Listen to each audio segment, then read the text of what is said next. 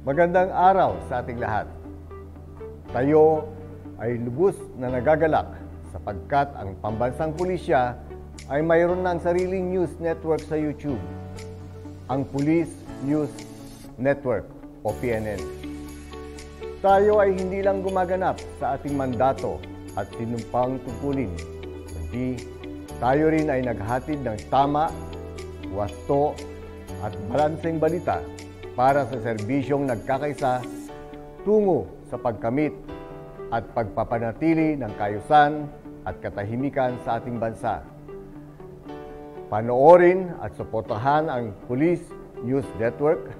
Ako si Police General Benjamin C. Acorda Jr., ang inyong Chief PNP para sa Police News Network.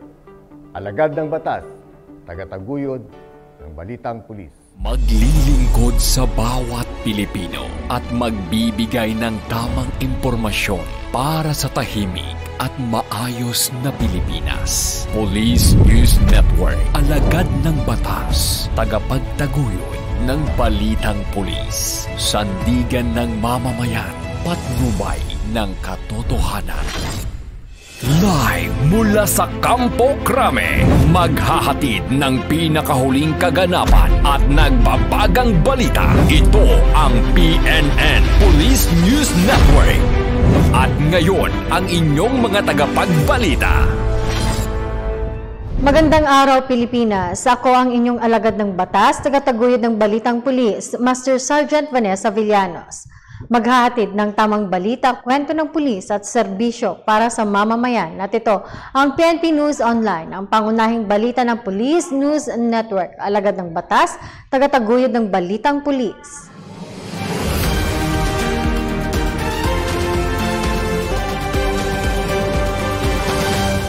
Ngayon ay araw ng Sabado at narito ang mga balitang nakalap ng ating mga PNN correspondents sa loob ng linggong ito.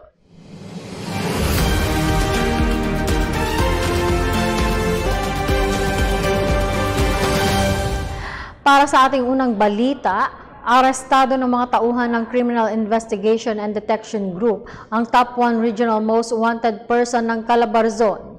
Narito ang balita mula kay Patrolman Keith Morao.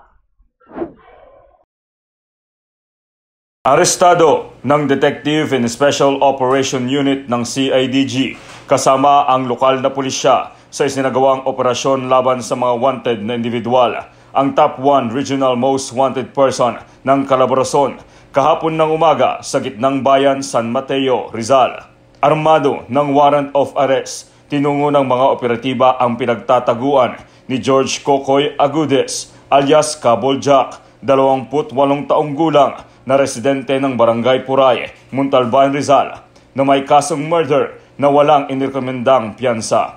Ayon sa investigasyon, si Agodes ay membro ng Main Regional Guerrilla Unit Squad 2 at nakalista din sa Periodic Status Report 2nd Quarter 2019 ng PNP. Sa ngayon, si alias Caboljak ay nasa kustodiya ng CIDG DSOU para sa kaukulang dokumentasyon habang hinihintay ang commitment order mula sa nag-isyong korte. Mula sa tagapagsiyasat ng katotohanan, ako ang inyong PNN correspondent, Patrolman Keith Morao, alagad ng batas, tagataguyod ng balitang pulis. Salamat, Patrolman Morao. Samantala, isang lalaki rin ang timbog ng mga tauhan ng Dagupan City PNP dahil sa kasong 2 counts of statutory rape through sexual assault. Ang detalye ng balita mula kay Patrolman Viljan Kumilang. Matagumpay ang Oplan Manhunt Charlie Operation na isinagawa ng Dagupan City PNP matapos itong magresulta sa pagkaaresto sa kanilang top 2 most wanted person city level sa bisa ng warrant of arrest. Kinilala ang suspect na si Mark Anthony Zabala Meneses, 34 na taong gulang at residente ng Barangay Carael, Dagupan City, Pangasinan. Bandang alas 7:40 ng umaga nang maaresto ang suspect at ito ay naharap sa kasong 2 counts of statutory rape through sexual assault na walang kaukulang piyansa. Samantala, nangangako naman ang Dagupan City PNP na hindi sila titigil sa paghuli sa mga taong nagkasala sa batas upang pagbayaran nila ang mga ito at nang sa gayon ay manatiling ligtas ang mamamayan. Mula dito sa Ilocos Region, ako ang inyong PNN correspondent, Patrolman Viljon Kumilang. Alagad ng batas, tagataguyod ng balitang pulis. Maraming salamat, Patrolman Kumilang.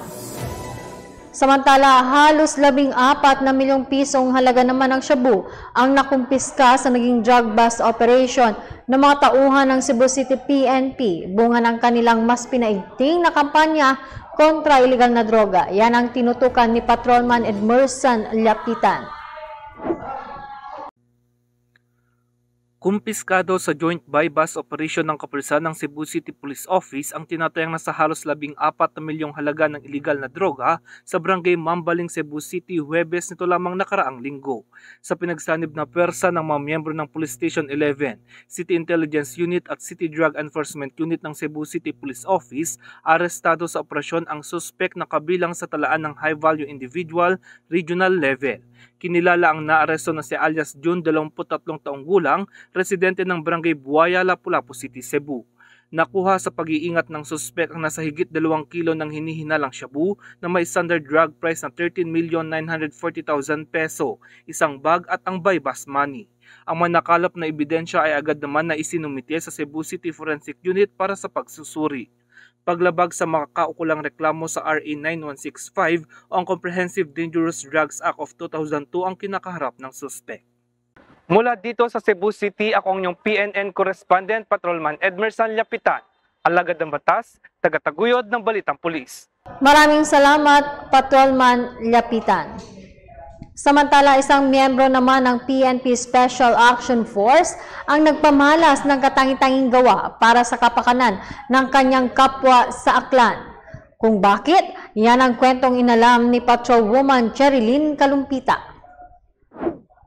Nagpakita ng kahangahangang pagtugon ng 2 miyembro ng PNP South na sina Police Corporal Mac Chester Tolentino, isang combat medic at Patrolman Reynaldo Maestrado sa isang matandang lalaki na nangangailangan ng agarang tulong sa isang stopover sa Katiklan Port. Napag-alaman na ang nasabing mga tauhan ay naglalakbay mula sa Zamboanga patungong Cubao na lula ng Ceres Bus. Habang naghihintay ng barko patungong Batangas Port, isang kasamang pasahero na kinilalang si Ideta ang lumapit sa kanila at ibinalitang tungkol sa isang matandang lalaki na kinilalang si Alexander, isang residente mula sa Quezon City na nangangailangan na agarang medikal na atensyon dahil sa impeksyon sa kanyang lower back. Ang insidente na ito ay lalong nagpatibay sa ugnayan at tiwala sa pagitan ng PNP South at ng mga pasahero sa Ceres Bus. Gayon din ang mga tauhan sa Katiklan Jetty Port sa Malay, Aklan. Ang ganitong mga pagsisikap ay sumasalamin sa pangako ng unit sa paglilingkod sa publiko at ng dedikasyon nito sa pagtataguyod ng kaligtasan at seguridad sa lahat ng pagkakataon. At mula dito sa tahanan ng inyong tagaligtas, inyong maaasahan anumang oras. Ako ang inyong PNN correspondent, Patrolwoman Cherilyn Kalumpita. Alagad ng batas, tagataguyod ng balitang pulis. Maraming salamat, Patrolwoman Kalumpita. Samantala, namahagi naman ng libreng vitamins at pagkain ang mga tauhan ng 5th Mobile Force Company ng Regional Mobile Force Battalion ng National Capital Region para sa mga residente ng Barangay Santa Lucia, Quezon City. Narito ang report ni Patrolwoman Renalyn Tanggiak. Tunay ngang matatawag na serbisyong publiko ang hatid ng 5th Mobile Force Company ng RMFB and CRPO sa pamumuno ni Police Major Mark Ronan B. Balmaceda, kung saan muli na namang nakapaghatid ng magkakasunod na aktibidad sa pakikipagtulungan ni Lorly R. Alejo, Barangay Kagawad. Nito lamang araw ay nagtungo ang nasabing kumpanya sa Barangay Santa Lucia, Quezon City upang magbahagi ng libreng vitamins, lalong-lalo na sa mga nanay. Pagkatapos nito, namahagi din sila ng mga relief goods sa mga residente ng nasabing barangay. Mahigit 50 ang nakatanggap ng biyaya mula sa RMFB and CRPO sa masugid na pamumuno ni Police Colonel Mario Pagulayan Malana. So napakahalaga po talaga ng feeding program dahil nabibigyan po natin ng sustansya at syempre ng nutrisyon yung mga kabataan at kabarangay natin at syempre na isusulong din natin yung food security sa ating barangay dahil yung mga ipinamimigay natin mga pagkain ay mga masusustansya at syempre talagang makatutulong sa pagpapaunlad ng kanilang katawan at kaisipan.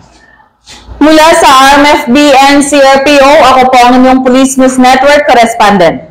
Patrolwoman Renalyn Tanggiak, alagad ng batas, tagataguyod ng Balitang Pulis. Maraming salamat, Patrolwoman Tanggiak. Samantala, arestado rin ng mga tauhan ng Mangaldan PNP ang top 2 municipal most wanted person sa kasong paglabag sa Republic Act 7610 o ang Special Protection Against Child Abuse, Exploitation and Discrimination. Alamin ang report mula kay Patrolman Joshua Jimenez.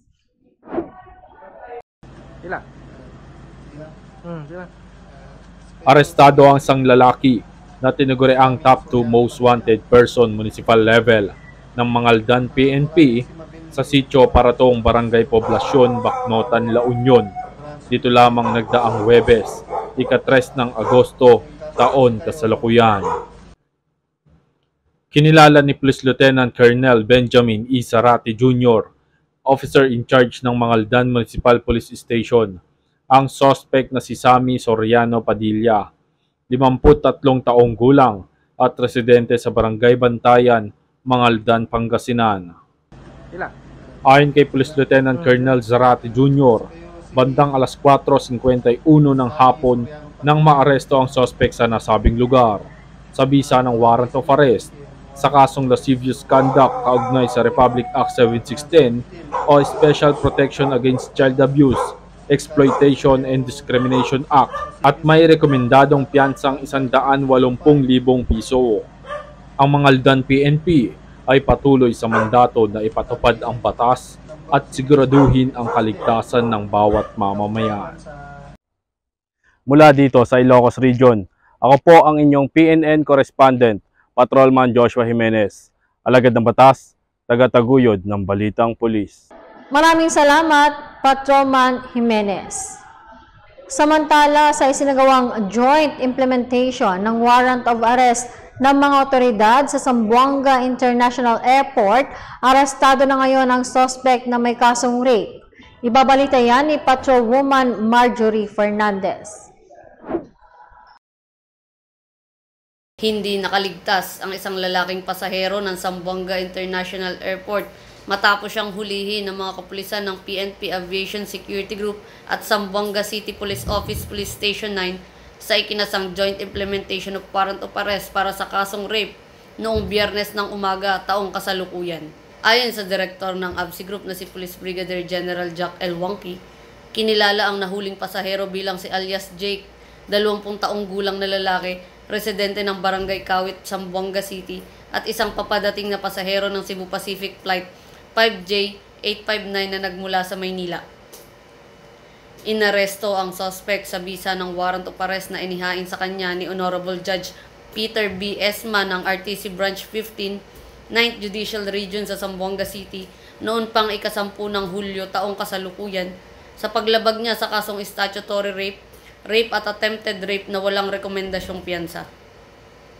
Ayon sa Unit Duty Officer ng Zamboanga International Airport Police Station na si Police Captain Ricardo R. Limbago, nakipag-ugnayan ng Police Station 9 ng Zamboanga City Police Office sa kanilang tanggapan upang kumpirmahin na ang hinihintay nilang lalaki ay sakay ng isang eroplanong lalapag sa Zamboanga Airport. Matapos makumpirma ay agad ding naghanda ang mga operatiba para mapabilis na maisagawa ang operasyon. Nung dumating na yung aircraft, at nakapag-set up na yung mga tropa natin kasama yung operatiba ng Police Station 9 sa labas ng ating animal terminal sa land site. At doon sinubukan natin na i-identify na itong taong ay bumaba at lumabas ng ating terminal. Sa ating gamit ng ating mga profilers, na-identify natin itong na nagsuot ng jacket na hood at para hindi siya ma-identify. At itong tropa naman natin sa naghanda doon sa labasan ng ating terminal at ginawa ng paraan para ma-identify. Bandang huli, hindi siya nakatakas sa ating mga aktibong mga na ma-identify at maihuli. At doon na rin sa arrival area sa landside at doon na serve sa kanya yung warrant of arrest. Dala-dala ng ating operatiba ng PS9 at kasama ang ating tropa ng Zamboanga International Airport Police Station. Doon rin siya pinusasan at binasahan ng ating Miranda Doctrine. Matapos ang matagumpay na pagkakahuli sa pasahero, marahan namang ipinaliwanag sa kanya ang kadahilanan ng kanyang pagkakaaresto at mga karapatan niya bilang akusado sa lingwaheng kanyang ganap na naiintindihan. Dagdag pa ni Police Brigadier General Wangki, patuloy na paiigtingin ang pakikipagtulungan ng ABSI Group sa mga local stations at iba't ibang ahensya ng gobyerno kaugnay sa malawakang kampanya sa pag-aaresto ng mga individual na may nakaambang kaso. Samantala, kasalukuyang nasa kustodiya ng Police Station 9 ng Zamboanga City Police Office ang hinuling pasahero habang hinihintay ang pagdinig ng kanyang kaso. At mula dito sa tagapangalaga ng kapayapaan ng bawat paliparan, ako po ang inyong PNN correspondent, Patrolwoman Marjorie Fernandez, alagad ng batas, tagataguyod ng Balitang Pulis. Maraming salamat, Patrolwoman Fernandez. Samantala, sa iba pang balita, tulong para sa mga binaha at naapektuhan ng bagyo naman ang hatid ng mga tauhan ng Kamiling PNP, katuwang ang The Fraternal Order of Eagles sa Kamiling Tarlac, na walang sawang sumusuporta sa kapulisan. Yan ang magandang balita mula kay Corporal Maria Elena de los Santos. Nagkaisa ang mga miyembro ng The Fraternal Order of Eagles at Kamiling Municipal Police Station sa paghahatid ng tulong para sa mga residenteng binaha at nasalanta ng bagyo sa Kamiling Tarlac. Pinangunahan ito ni Mr. KG Bongbong Salvador, Regional Governor ng The Fraternal Order of Eagles, kasama si Police Lieutenant Colonel Jim Tayag, Chief of Police ng Kamiling Municipal Police Station. Namahagi sila ng mga relief goods sa mga residenteng labis na naapektuhan ng pagbaha mula sa Barangay Tambugan, Kawayan at Kakamilingan Sur.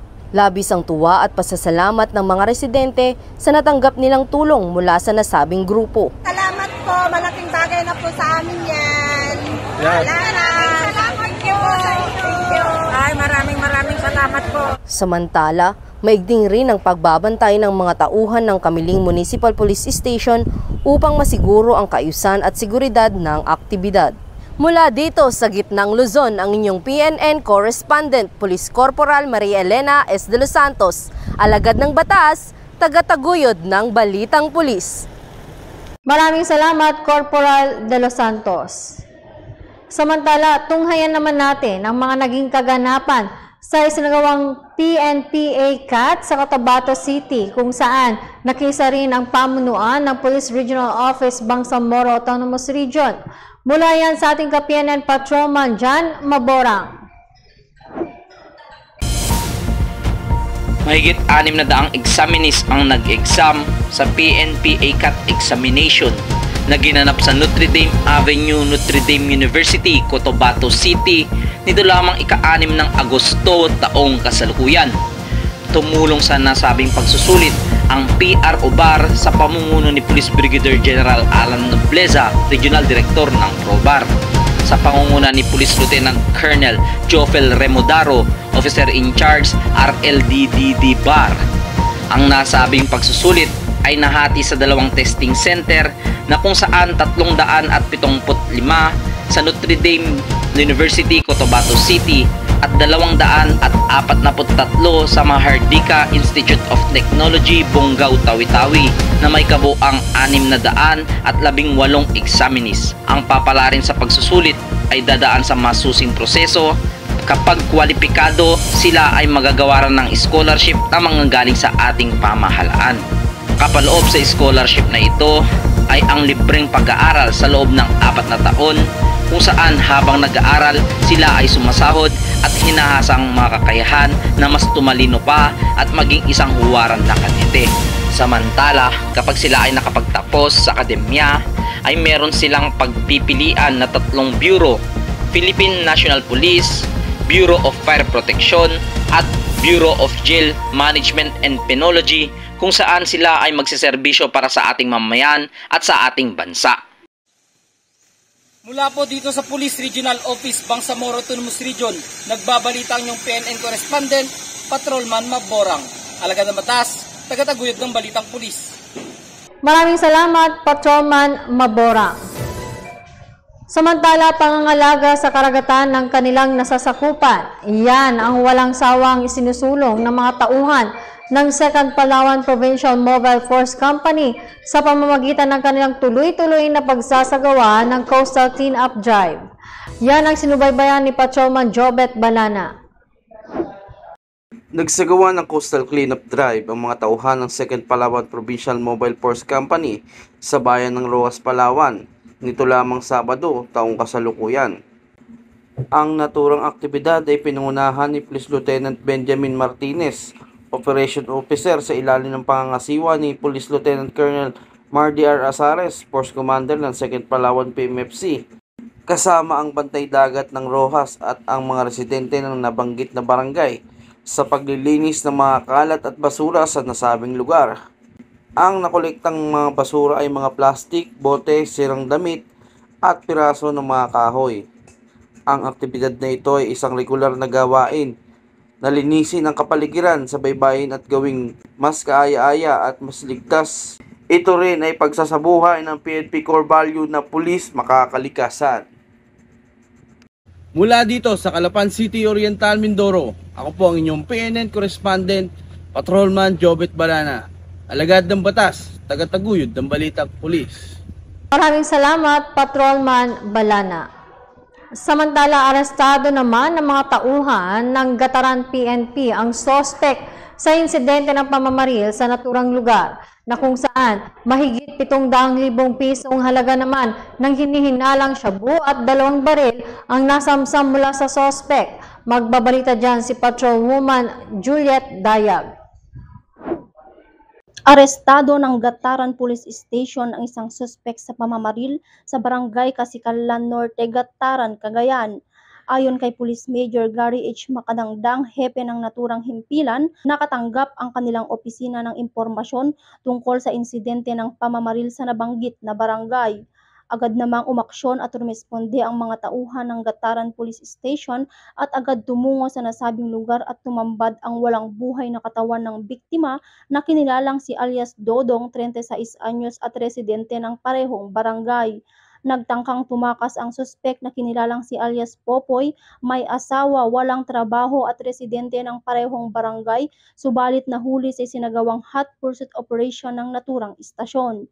Nakumpiska mula sa suspek ang isang unit ng improvised arms corps na may mga bala, isang unit ng caliber 45 M1911 na may isang magazine na naglalaman ng 3 bala, electronic pocket weighing scale, power bank, cellphone charger, 4 na pirasong transparent plastic bag na naglalaman ng puting crystalline substance na hinihinalang shabu na may bigat na 111.9 gramo at tinatayang nasa halagang 700,000, cellular phone, holster at belt bag na kulay light brown. Ang suspek ay mahaharap sa kasong pagpatay at paglabag sa RA 10591 at RA 9165. Patuloy ang maigting na operasyon ng hanay ng pambansang pulisya upang matugis ang mga lumalabag sa batas. Mula dito sa Lambak ng Cagayan, ako ang inyong Police News Network Correspondent Patrolwoman Dayag, alagad ng batas, tagataguyod ng Balitang Pulis. Maraming salamat, Patrolwoman Dayag. Samantala, sanib puwersa naman sa pagtulong ang Regional Mobile Force Battalion ng National Capital Region at Team MJ3 para sa mga naging biktima ng Typhoon Egay sa Barangay Poblacion, Santa Maria, Bulacan. Yan ang balitang inalam ni Police Senior Master Sergeant Mauricio Ruiz. Wala kayo palangka sa PNP dahil ang iba dito sa atin iniisip kaaway. Kakampi po natin palangka ang PNP. Personal na umarangkada sa Barangay Poblacion, Santa Maria, Bulacan na naging biktima ng Typhoon Egay ang Team RMFB NCRPO sa pamumuno ni Force Commander Police Colonel Mario P. Malana. Kabalikat ang Team MJ3 na siya namang sinuperbisa ni Police Staff Sergeant Joylyn Delphine Kachin. Matagumpay naman na naisakatuparan ng dalawang pwersa ang serbisyong nagkakaisa sa pamamahagi ng food packs sa mga residente dito na biktima ng bagyong Egay. Nagbigay naman ng pahayag sina Police Colonel Mario P. Malana, Police Staff Sergeant Joylyn Delphine Kachin at ang mga residente dito sa matagumpay na aktibidad. Tayo nagpapasalamat kay MJ na siyang naglikom ng mga relief na ipamamahagi natin dito sa nasalanta ng baha dito sa Bulacan. Yung 5 focus agenda ng ating PNP, paigtingin natin yung community engagement. So ito yung ginagawa natin, serbisyong nagkakaisa, kasama natin ang mga barangay officials, ang community, ang PNP na palagi nasa likod. Sa ating mga kabayan, maaasahan ninyo na ang PNP ay palaging nasa likod ninyo. Gusto ko magpasalamat sa aking mga follower, mga OFW, mga follower ko na nandito sa Pilipinas na patuloy na nagbibigay ng suporta, nagsisend ng star, nagbibigay talaga sir ng cash. So eto na yun mga palangga sa pinangako ko sa inyo na lahat po yun ay mapupunta sa ating mga mahihirap at nangangailangan na kababayan. So umpisa pa lang ito mga palangga, dito sa Santa Maria, Bulacan, babalik ako dito. Nagpapasalamat po kami dahil po sa dami po ng barangay o bayan na naapektuhan. Isa po kami sa inyong nababaan. Una-una sa ating pong yung ating idolo, yung si Ma'am MJ Tres sa kanyang team at sa gayon din sa ating team ng RMFB and CRPO. Ang aming pong taus-pusong pasasalamat. Talaga naman po na napakalaking bagay yung pagbaba nyo sa amin dahil una, yung pinakita natin yung pagtutulungan at pangalawa, yung pong pagbaba ng PNP para po sa ating mga kabarangay o ating mga kababayan. Kami po yung nagpapasalamat na kami napili ni MJ Tres, din po sa Marian Tibagang Poblacion Santa Maria at lalo po sa aming kapitan na siyang napili ang lugar namin na mabigyan ng tulong ni MJ Tres. Pasalamat sa mga PNP na tumulong sa aming lugar upang kami mabigyan ng relief dahil sa naganap na bagyo. Mula po dito sa Barangay Poblacion, Santa Maria, Bulacan. At sa ngalan din po ng aming Force Commander ng Regional Mobile Force Battalion ng NCRPO, Police Colonel Mario Malana. Ako po ang inyong Police News Network Correspondent, Police Senior Master Sergeant Mauricio Bonilla Ruiz, alagad ng batas, tagataguyod ng Balitang Pulis. Maraming salamat, Police Senior Master Sergeant Ruiz. Hindi na rin nakapalagpa ang dalawang armadong lalaki na sangkot sa robbery hold-up sa Kidapawan City.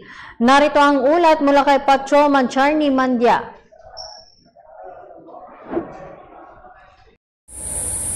Arestado ang dalawang lalaking sangkot sa pang-hold up sa isang 25 anyos na lalaki sa Kidapawan City, Cotabato nito lamang 5 ng Agosto, taong kasalukuyan. Kinilala ni Police Lieutenant Colonel Dominador L. Palgan Jr., hepe ng Kidapawan City Municipal Police Station, ang dalawang sospek na sina alias Hakim at si alias Randy, parehong 18 anyos at kapwa residente ng bayan ng Makilala, Cotabato. Ayon sa investigasyon, bandang alas 12 ng hating gabi nang hinold up ng dalawang sospek ang kinilalang biktima na si Raymart, na kung saan agad naman itong nakapagsumbong at nakahingi ng tulong sa mga nagpapatrolyang pulisya. Agad namang nagsagawa ng hot pursuit operation ang otoridad kasama ang biktima at pagdating sa National Highway sa harap ng Colegio de Kidapawan College, nakita ng biktima ang dalawang lalaki at personal na kinilala ang mga ito na responsable sa nasabing hold up, na nagtulak sa mga tauhan ng Kidapawan City PNP na arestuhin ang mga sospek. Na-recover mula sa mga sospek ang isang unit ng caliber 45 pistol na may kasamang magazine at 4 na bala, isang kutsilyo, isang unit ng motorsiklo at iba pang personal na kagamitan. Ang mga sospek ay nasa kustodiya na ng Kidapawan CPS habang inihahanda na ang kasong isasampa laban sa kanila. Ang mga ganitong pangyayari ang nagpapatunay na walang pinipiling oras ang mga kawatan, kaya dapat maging alerto at mapagmatsyag sa lahat ng oras upang mapanatili ang kaayusan at katahimikan ng komunidad. Mula dito sa General Santos City, ako ang inyong Police News Network Correspondent, Patrolman Mandia, alagad ng batas, tagataguyod ng Balitang Pulis. Maraming salamat, Patrolman Mandia. Samantala, himas rehas naman ng isang karnapper matapos mahuli sa ikinasang follow-up operation ng Highway Patrol Group sa Negros Oriental dyan sa Dumaguete City. Ibabalita yan ni Patrolman Mark Roland Feliciano. Timbog ang isang suspect sa ikinasang follow-up operation sa kasong karnaping na pinangunahan ng Highway Patrol Group Negros Oriental noong ika-3 ng Agosto ng taong kasalukuyan. Arestado ang suspect na si alias Peter, 17 taong gulang, residente ng Barangay Tinago, Baybay, Dumaguete City. Inaresto ang suspect dahil sa pagnanakaw sa isang motorsiklong Honda Click 125 na pagmamayari ni alias Irene na taga Dumaguete City. Dumulog ito sa tanggapan ng HPG Negros Oriental kasama ang witness na si alias June na nakakita sa pagkakatangay sa nasabing motorsiklo. Agad namang inaksyonan ng Highway Patrol Group sa pamamagitan ng isang follow-up operation na nagresulta sa pagkakahuli sa suspect at pagkaka-recover din sa nasabing motorsiklo na naaktuang ginagamit ng suspect sa Barangay Taclobo, Dumaguete City. Ang nasabing motorsiklo ay pansamantalang nasa kustodya ng HPG Negros Oriental para sa macro-etching examination. Samantalang ang arestadong suspect ay dadaan sa isang paglilitis habang nakikipag-ugnayan sa tanggapan ng DSWD sa katauhan ni Mr. Ibes Manlabi, Social Worker for Determination of Discernment. Asahan ninyo ang mas pinaigting na operasyon ng Highway Patrol Group para sa pagtugis sa mga karnappers sa nasabing rehiyon. Kami ang HPG ang kakampi nyo sa kalsada at kasama nyo para sa serbisyong nagkakaisa. At sa iba pang balitang serbisyong HPG, tumutok lamang sa aming YouTube channel, The Police News Network. Mula sa tanggapan ng kakampi nyo sa kalsada, ako po ang inyong PNN correspondent, Patrolman Mark Roland Feliciano para sa Police News Network. Alagad ng batas, tagataguyod ng balitang pulis. Maraming salamat, Patrolman Feliciano. Samantala, hindi naman nakaligtas ang isang babaeng nagsilid ng droga sa kanyang tsinelas at nagtangkang ipuslit ito sa kulungan. Yan ang balitang inalam ni Patrolman Raymart Gagante. Hindi na nakalabas ang babaeng ito matapos bumisita sa kulungan at nagtangkang magpuslit ng iligal na droga sa Butuan City Jail. Kinilala ang naaresto na si Apple Tangalin Anito, 34 anyos at residente ng Purok 2A, Barangay Baan, Riverside, Butuan City. Ayon sa nakadiskubre ng krimen na si J.O. Beb Silva, tauhan ng BJMP Butuan City, may bibisitahin sana si Anito na nakakulong at nang ma-inspeksyon, nakita mula sa kanyang tsinelas ang 3 transparent plastic sachet na naglalaman ng hinihinalang shabu na may kabuuang timbang na 7 gramo na nagkakahalaga ng 47,600 at mga samot-saring drug paraphernalia. Matapos neto, agad na umaksyon ang Butuan PNP upang arestuhin at kunan ng detalye ang pangyayari para sa kaukulang dokumentasyon. Maharap sa kasong Section 11 at 12 Article 2 ng RA 9165 o Comprehensive Dangerous Drugs Act of 2002 si Anito. Mula dito sa Police Regional Office 13, nagbabalita ang inyong PNN correspondent, Patrolman Raymart L. Gagante. Alagad ng batas, tagataguyod ng balitang pulis. Maraming salamat, Patrolman Gagante. Samantala, huli naman ng mga tauhan ng Southern Police District ang isang lalaking nang hold up sa isang convenience store. Nakatutok dyan sa balitang yan si Patrolwoman Reyna Joyce Dalire. Sa kuha ng CCTV, makikitang isang lalaking nakakulay asul ang damit na may takip sa ulo ang hindi mapakali na parang naghahanap ng tiyempo para makapang-hold up sa loob ng isang convenience store sa Barangay San Antonio, Parañaque City alas 3 ng madaling araw. Nang mabuksan ng crew ang kaha ay dito na nakahanap ng tiyempo ang hold-upper. Inilabas nito ang kanyang baril sabay diretso sa counter at pinagkukuha ang mga pera sa kaha na aabot sa halagang 8,000 pesos sabay alis. Wala namang nasaktan sa insidente. Kinaumagahan, ipinaalam ng mga crew ng convenience store ang pangyayari sa presinto ng Pilar Substation ng Parañaque City Police Station. Agaran namang nagsagawa ng follow-up operation at nagresulta sa pag-aaresto sa hold-upper na si alias Jmar, 31 anyos. Narekobre sa kanya ang mga tinangay niyang pera na nagkakahalaga na lamang ng 2,270 pesos at mga gamit na ginamit niya sa pang-hold up na isang long sleeve na pinangsaplot niya sa ulo, tsinelas at isang pouch. Nakumpiska rin sa kanyang posesyon ang 38 revolver na baril at 3 bala. Nahaharap ngayon ang suspek sa kasong paglabag sa robbery holdup at RA 10591 o ang illegal possession of firearm and ammunition. Mula dito sa Southern Police District, ako ang inyong PNN correspondent, Patrolwoman Reyna Joyce M. Dalire, alagad ng batas, tagataguyod ng Balitang Pulis. Maraming salamat, Patrolwoman Dalire. Samantala, mga kagamitang pampasabog ng Communist Terrorist Group ang na-recover ng mga otoridad dyan sa Bukidnon. Ang detalye ng balita mula kay Patrolman Joel Subsuban. Mga kagamitang pampasabog mula sa komunistang grupo na-recover sa operasyon ng Bukidnon PNP sa Barangay St. Peter, Malaybalay City, Bukidnon nito lamang ika-6 ng Agosto 2023. Ayon kay Pulis Colonel Restituto Lacano Jr., Provincial Director ng Bukidnon Provincial Police Office, bandang alas 6:10 ng umaga, ikinasah ang joint operation ng mga tropa ng Bukidnon kasama ang Philippine Army.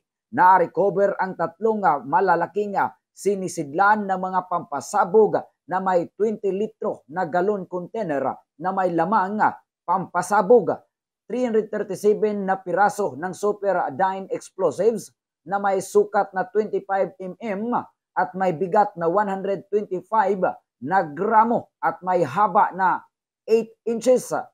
Nakakuha sila information nga accordingly na mga cache of explosives nga gilubong ditong dapita makatong diadtuan nila actually pila sila ka days ani nga naglakaw no kay layo man kaayo. So makatong sa August 6 na kalot nila or na recovered at the same time nakuha ang kaning mga around 337 pieces of superdyne explosives og 3 ka galon nga 20 liters diin dito gisulod ang mga kaning 337 pieces ng explosives. Ang naturang operasyon ay naging matagumpay dahil sa matibay na pagkakaisa ng pulisya at komunidad sa iisang layunin na mas mapadali ang kampanya kontra terorismo sa bansa upang mapanatili na tahimik at mapayapa na komunidad ng probinsya ng Bukidnon. Mula dito sa Ilagang Mindanao, ako po ang inyong Police News Network Correspondent, Patrolman Joel Subsuban, alagad ng batas, tagataguyod ng Balitang Pulis. Maraming salamat, Patrolman Subsuban. Samantala, na-recover naman ng mga otoridad ang mga nakaw na gamit mula sa isang paaralan sa bayan ng Roxas, Palawan. Patrolman George Michael Bardiago sa report.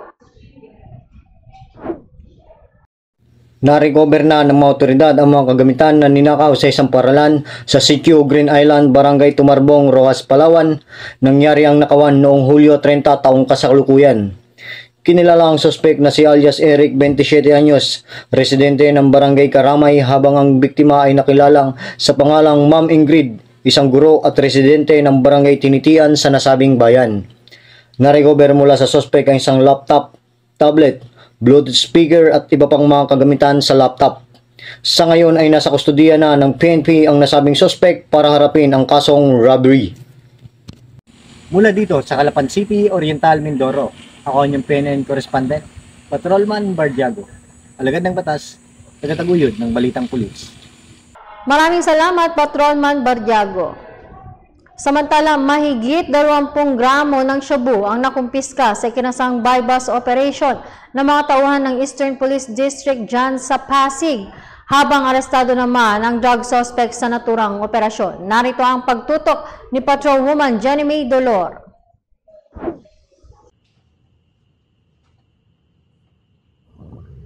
Himas rehas ngayon ang 43 anyos na lalaki matapos madakip sa ikinasang drug bypass operation ng EPD Drug Enforcement Unit sa Barangay Palatio, Pasig City. Ang sospek kinilalang si alias Aldwin, call center agent sa isang kilalang kumpanya. Agad inaresto ang sospek matapos mabentahan ang pusher buyer ng illegal na droga sa halagang 6,500 pesos. Sa kabuuan, nasabat mula sa sospek ang 3 sachet ng hinihinalang shabu na may timbang na mahigit kumulang 21.4 grams na nagkakahalaga ng 145,520 pesos. Kasalukuyang nasa kustudiya na ng Pasig City Police Station ang sospek at sinampahan ng kasong paglabag sa Section 5 and 11 ng Republic Act 9165 o ang Comprehensive Dangerous Drugs Act of 2002. Mula dito sa Eastern Police District, ako po ang inyong PNN correspondent, Patrolwoman Jenny Midolor, alagad ng batas, tagataguyod ng Balitang Pulis. Maraming salamat, Patrolwoman Dolor. Samantala, sa iba pang balita, isang armadong lalaki naman ang arestado ng mga otoridad matapos nagtangka o tangkaing mang-atake ng kapwa sa Ampatuan, Maguindanao del Sur. Patrolman Charlie Nasruden Corpus, ibalita mo.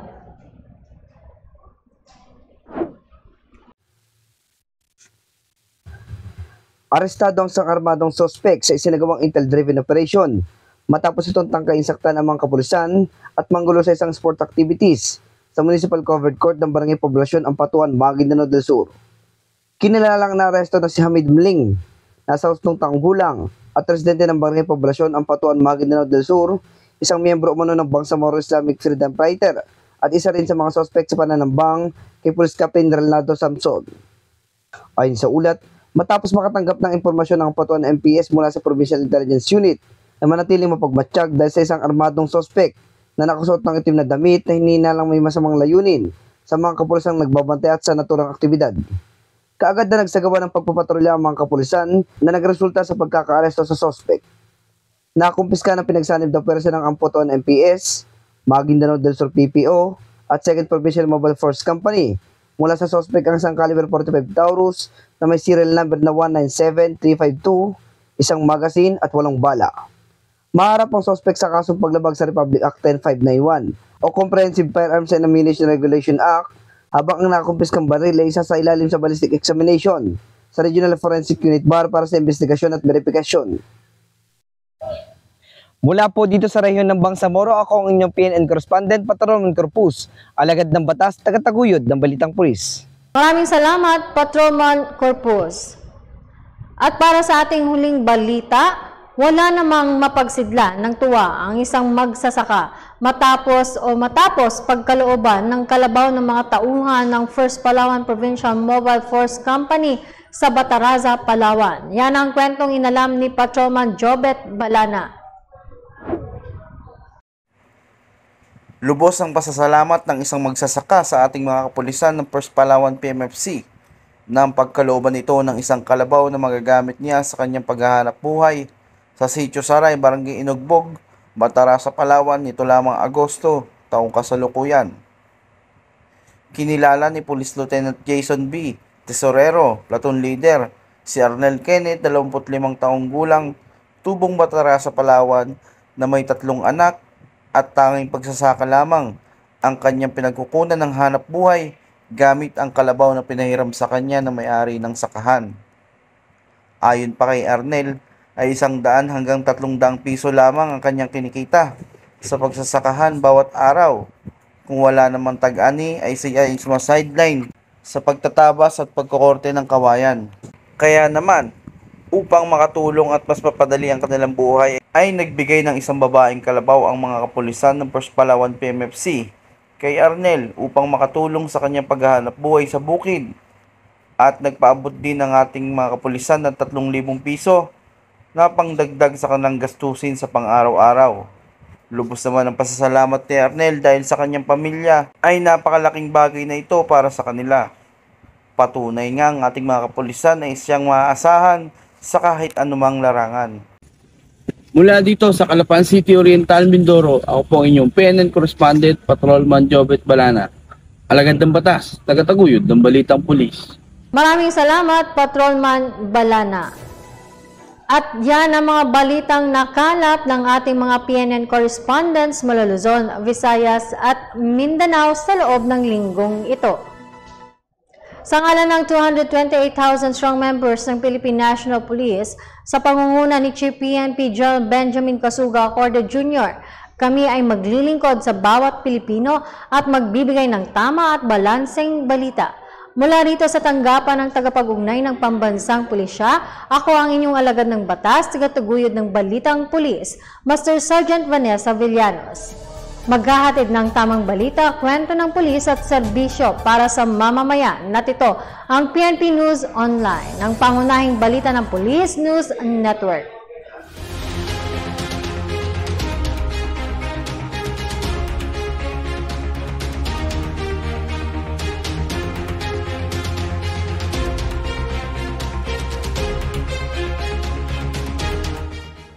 Police News Network, alagad ng batas, tagapagtaguyod ng balitang pulis.